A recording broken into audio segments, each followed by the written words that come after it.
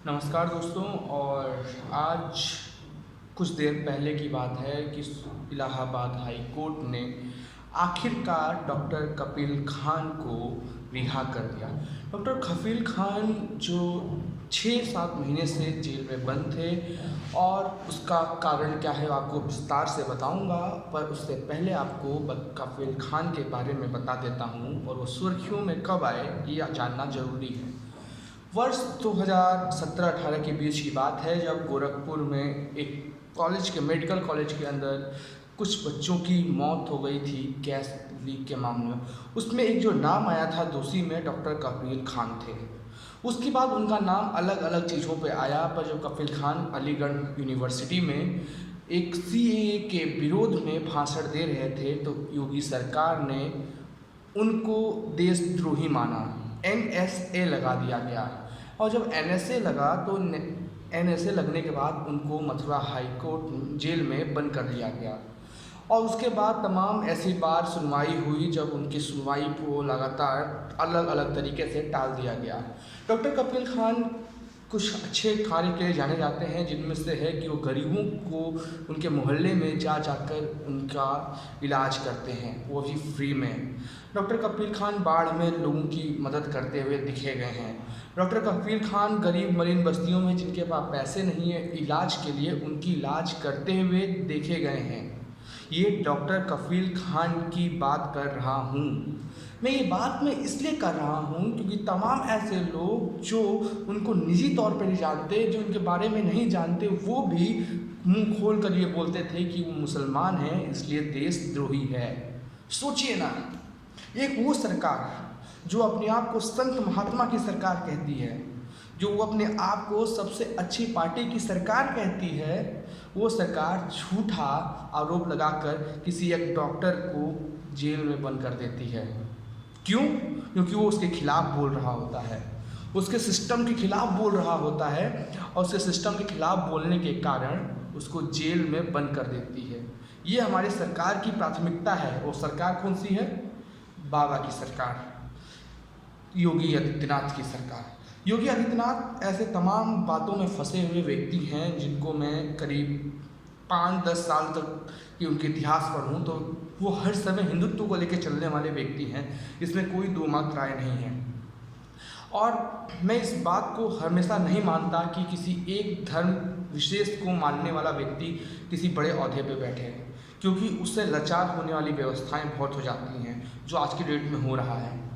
योगी आदित्यनाथ को मुख्यमंत्री बनाना बीजेपी का अलग एजेंडा हो सकता है, पर हमारे हिसाब से, आम जनता के हिसाब से, जो रोज़मर्रा की ज़िंदगी में अलग अलग कार्य करते हैं, उनके हिसाब से योगी आदित्यनाथ एक मुख्यमंत्री के लायक नहीं है।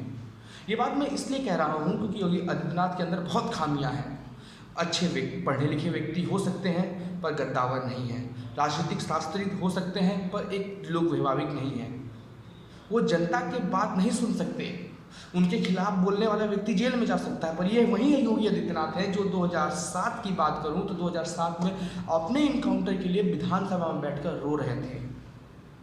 ये दृश्य मुझे याद है आज भी, हम तो छोटे छोटे थे, फिर भी ये दृश्य मुझे याद है। जब वीडियो देखता हूँ तो वही योगी आदित्यनाथ एक डॉक्टर को जेल में बंद करवा देते हैं, और जब अदालत फैसला सुनाती है तो कपिल खान को बाइज्जत बरी करती है। अब ये जो अवधारणा बनाने वाले गैंग थे, भक्त जिसे कहते हैं बीजेपी के आईटी सेल के, वो नमूने, वो पागल लोग जिनको ना अपने माँ बाप प्यारे हैं, ना अपने बच्चे प्यारे हैं, ना अपना परिवार प्यारा है, इनको सिर्फ एक नारा है, उसको नारे को रटना है, लोगों के बीच में एक मतभेद पैदा करना है और नफरत फैलाना है। आज वो गैंग से मैं पूछना चाहूँगा ये बात कि अब क्या बोलोगे? तुम कोर्ट की बात को नहीं मानते हो तो फिर अलग अलग कोर्ट ने जब तुम्हारे पक्ष में फैसला सुनाया उसको भी मत मानो। अगर कोर्ट की बात को मानते हो तो माफ़ी मांगो। और मैं साफ बोलता हूँ, योगी आदित्यनाथ को भी माफ़ी मांगनी चाहिए, और इसलिए मांगनी चाहिए, उनके सिस्टम को माफ़ी मांगनी चाहिए कि जिसको तुम राष्ट्रद्रोह का आरोपी मानते हो, उसके खिलाफ तुम्हारे पास एक सबूत नहीं है कोर्ट में पेश करने के लिए जिससे ये सिद्ध हो जाए कि उसने राष्ट्रद्रोह का काम किया है। और तुम बड़ी बात कहते हो, तुम अपने आप को संत कहते हो। मैंने अपनी ज़िंदगी में बहुत ऐसे संत देखे हैं जिन्होंने बहुत घटिया काम किए हैं। आसाराम एक MX प्लेयर पर सीरीज आई है, उसको आप देखिएगा। बाकी संतों के बारे में जो विचारधाराएँ हैं अपने घर में पलती हैं वो उजागर होगी वहाँ से। उसका नेक्स्ट एपिसोड आएगा, मैं उसका एडवर्टाइजमेंट नहीं कर रहा हूँ, पर ये हकीकत है कि आश्रम के अंदर जो गलत काम होते हैं, वो कोई भी आश्रम हो, कोई भी बाबा, भगवान ने नहीं कहा कि बाबा को महल बनाना चाहिए, मेरे लिए प्रतिमा बना दो। आस्था अंदर से होती है, घर में साफ सुथरा होना चाहिए। पर अब आज के डेट में ये बाबा ढोंग पोशाक पहनकर, गेरुआ वस्त्र पहनकर लोगों मुख्यमंत्री तक बन जाते हैं, और उसके बाद लोगों को, निर्दोष डॉक्टरों को, जो आज के दौर में डॉक्टरों की बहुत ज़रूरत है, ऐसे डॉक्टरों की ज़रूरत है जो हमारे देश में कोरोना को रोके। उस उत्तर प्रदेश में जहाँ रोज़ तगड़े से अधिक मामले आ रहे हैं, बनारस की बात करूँ, लखनऊ की बात करूँ, मिर्ज़ापुर की बात करूँ, गोरखपुर की बात करूँ, बलिया की बात करूँ, तमाम ऐसी जगह हैं जहाँ तमाम ऐसे केस आ रहे हैं। यहाँ तक इलाहाबाद हाईकोर्ट ने कह दिया कि आपसे अगर नियंत्रण नहीं हो रहा है तो लॉकडाउन लगाइए। पर योगी सरकार को ये बात पता है कि लॉकडाउन लगाएंगे, लोग भूखमरी से मरेंगे, अगले बार जब वोट मांगने आएंगे तो यही लोग डंडा लेके पीछे पड़ जाएंगे, क्योंकि उस समय ये लोग मुँह हाथ नहीं खोल सकते, उस समय हाथ जोड़ना पड़ता है इन्हें। तो ये तमाम चीज़ें जो कपिल खान के साथ गुजरी होंगी, उनको शुभकामनाएं हमारी तरफ से कि वो बाइज्जत बरी हुए, कानून की लड़ाई लड़ी, परिश्रम किया, मेहनत किए, सच्चे थे, निकल के आए बाहर। कोर्ट को हम सलाम करते हैं, और इस चीज़ों से उम्मीद बढ़ा हमारे कोर्ट पे कि कोर्ट कहीं कुछ हो जाए।